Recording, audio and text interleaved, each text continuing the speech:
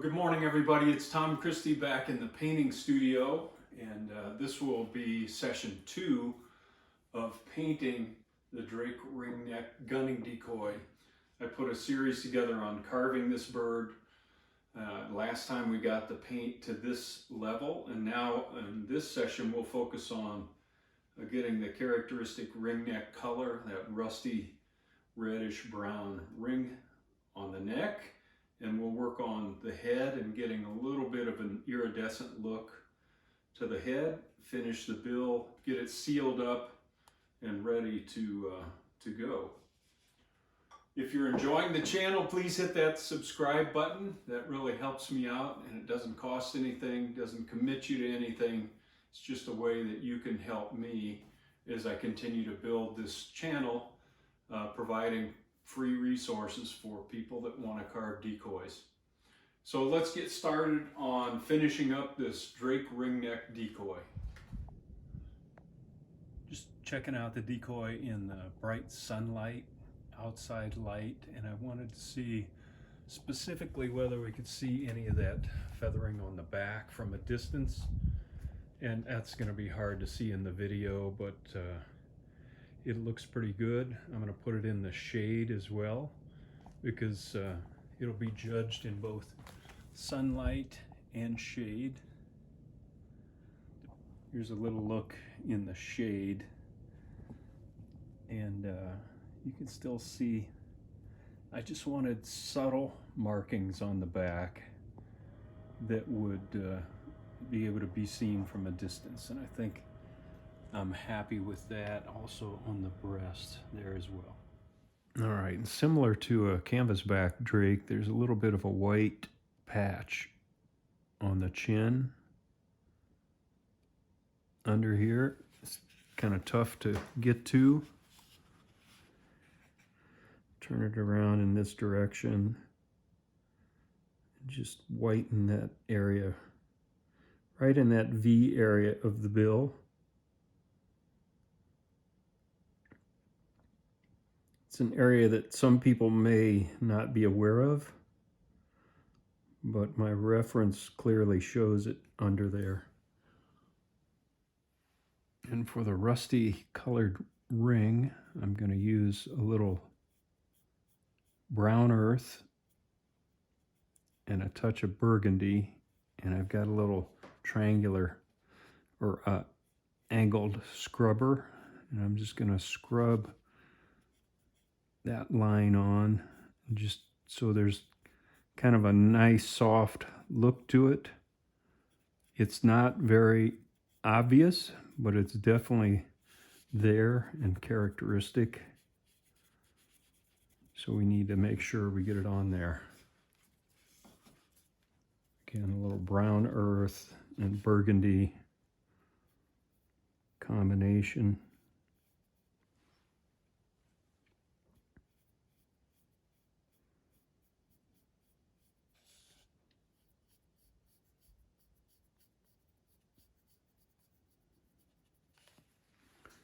And I'll work on that a bit to soften it up.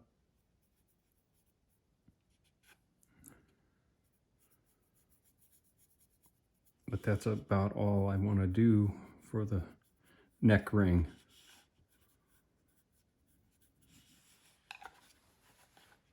Like that.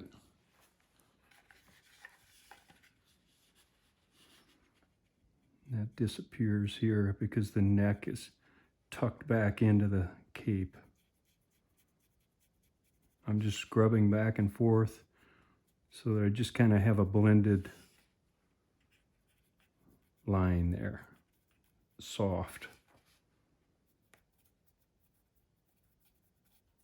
Kind of faded out into the dark surrounding area.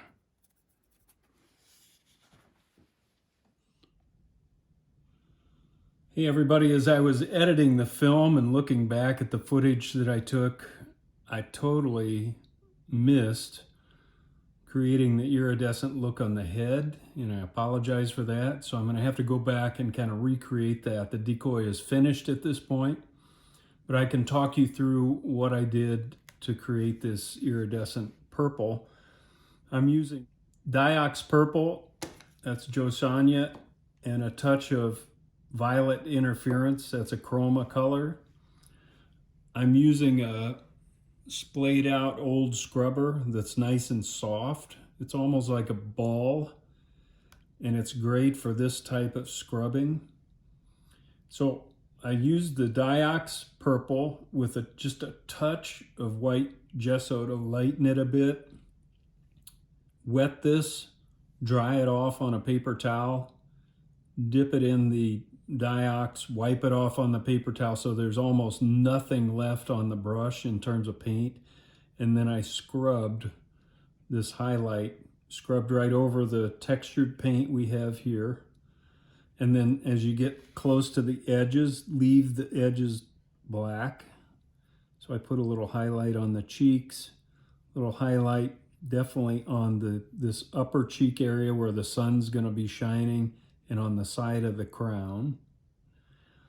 And then I used a different brush, kind of just a flat brush, and a little bit of the violet interference. Most of you know chroma is no longer available. I still have inventory a little bit for my own purposes, but I've been on the search for good alternatives to chroma, and you might want to check those videos out. But again, wet the brush, dry it off in terms so it's just damp. Use a bit of this violet interference, and I just raked it across this texture. Kind of like we did here, you know, to highlight the vermiculation on the side, but I just wanted to bring out that texture just a touch on both sides, and that just gives me a little bit extra. So again, I apologize that I can't show you and actually do that because I can't recreate that at this point, but that should help you. That's how I got this look.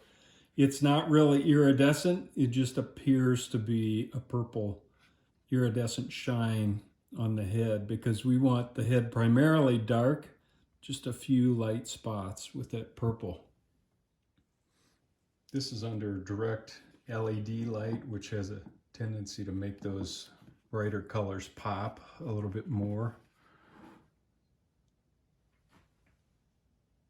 So I'm going to take this outside because it's really important how this color projects from a distance in natural light. Let's see what it looks like. All right, this is in full bright sun.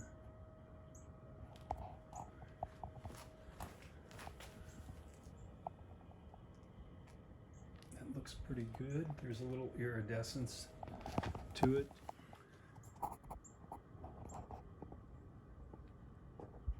It's bright, but again, we're in bright sun.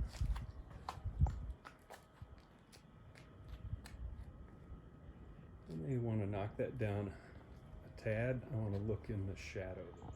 This is in shadow like it would be on a cloudy day. You can see it knocks down that purple quite a bit. Let's take a look at the other side.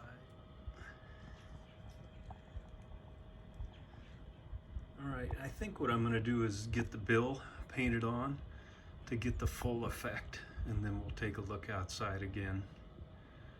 It looks pretty good. For the bill, I've got a mixture of black, white, and cobalt blue, and a little bit of raw umber in there. And ringneck bills tend to vary from a real dark gray to kind of a slate blue, and I'm just leaning towards the blue side on the decoy that I'm making. So I'm going to paint the entire bill that color to begin with, and then we'll come back in with the white and black details. Okay, I used the chalk pencil to kind of put where the black tip is going to be, and I'm using some off-white going right along the edge here.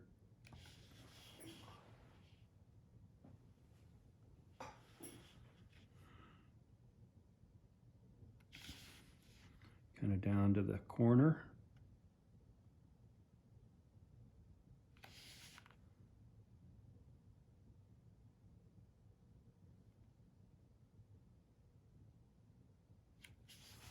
And then along the lower edge of the mandible, upper mandible. Just gonna speed the video up here so you can see the process as I add the white markings, but we can get through it a little faster this way without a lot of dialogue.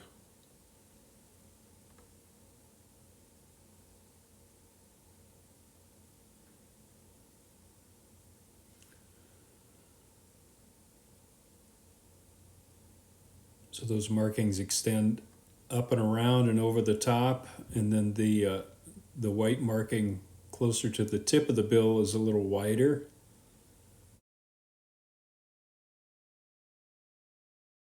So I'll give that a couple of coats because it's not covering completely, and then we'll come back. Also penciled in the nostril enclosures here. I'm just going to surround those with a little bit of white and make sure they're symmetrical.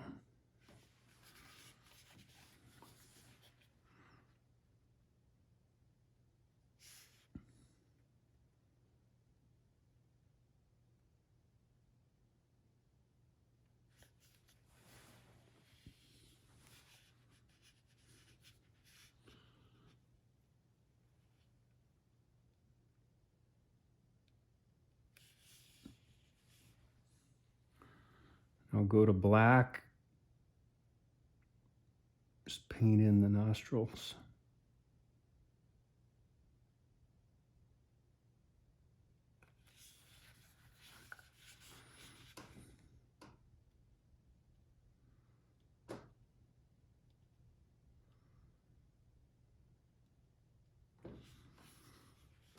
And then we can paint the end of the bill here black.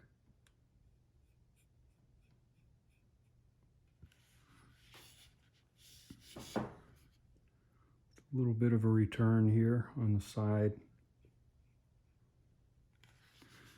And then also the lower mandible. I'm going to paint that black starting in the corner out to the end here. And then underneath as well, I'm going to paint that black.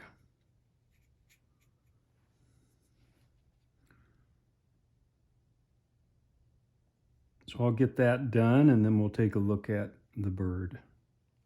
See what else we need to do. All right, we're back outside, more diffused lighting right now. It's a little bit overcast. That bill shows up really nice. There's no carving detail on the bill, but there's enough color patterns on the bill to really make it stand out.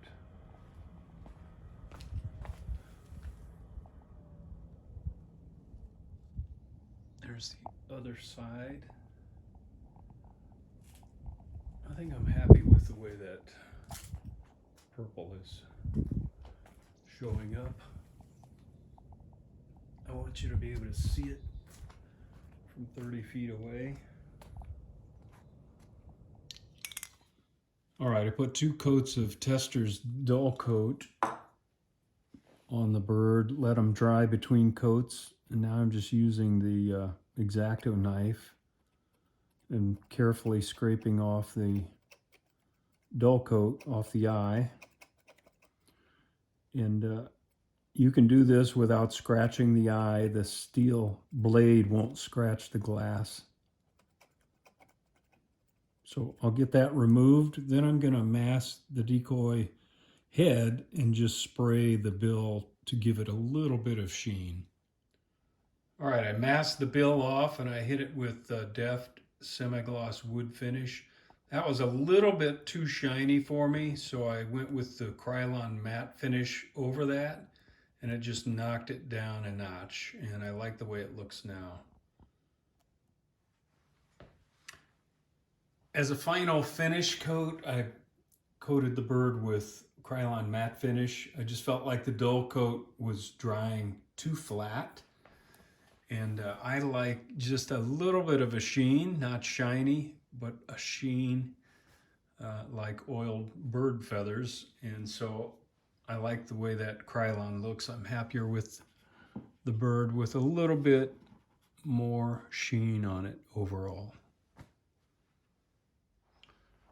All right, last step, I want to reseal the bottom with a couple of good coats of Deft. And I've masked this area, we'll get a close-up, with allowing a little bit of overlap, so you can see just about a 1/16 of an inch of paint all the way around.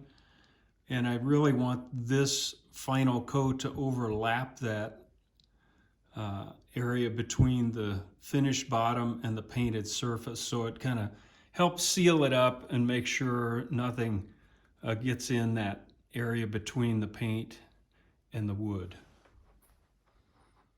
It's just another opportunity to seal up the keel a little bit and just put a final finish on everything. And obviously I masked it off because I don't want the Deft going over my paint job and making it shiny.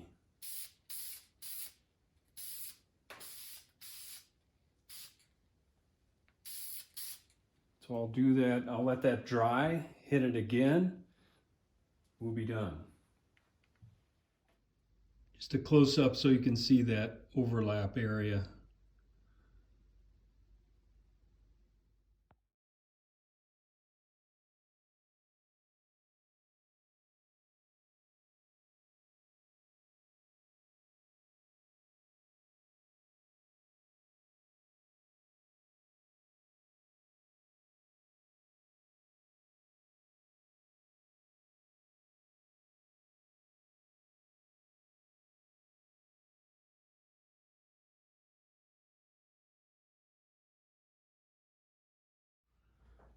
All right, everybody, that's a wrap on the Ringneck Drake Hunting Decoy project. And we took this one from beginning to end, carving all the way through painting to a completed decoy. And I hope that's helpful for you. It's actually January when I'm making these videos, and I'm making this bird specifically for the World Carving Championships. There's a single decoy hunting decoy category where it's a world championship title, and everybody has to do the same bird. So this year it's a Drake ringneck. Last year it was a Drake wood duck. The year before that, a brant. I really like the category. You can't overpaint, you can't over detail. It's meant to be true to the hunting decoy category. So I'm anxious to get out and give this a float test once everything's cured. Right now there's a winter storm warning, so it's not going to be today in Nebraska that I go out and float this guy, but sometime early in the spring or before the World Carving Championships, I'll get out on a good windy day and see how this guy performs in chop, wind, waves. And that's a big part of the fun for me, because as much as you think you know what you're doing, sometimes you get out there and you scratch your head and think, man, that's not even close. Experience helps. Over the years, I've gotten better at getting close. But anyway, I'm hoping this series of videos will be encouraging to those of you out there that might want to try a ringneck drake, a hunting decoy, and good carving to you, good painting to you. We'll see how this guy does. When I launch these videos, I may be the biggest loser. We'll see. Anyway, I had fun doing it, and that's the key, is enjoy carving and painting. I love this little ringneck species even more now, having carved it and painted it. So until next time, Tom Christie signing out. Good carving to you. Thanks for tuning in.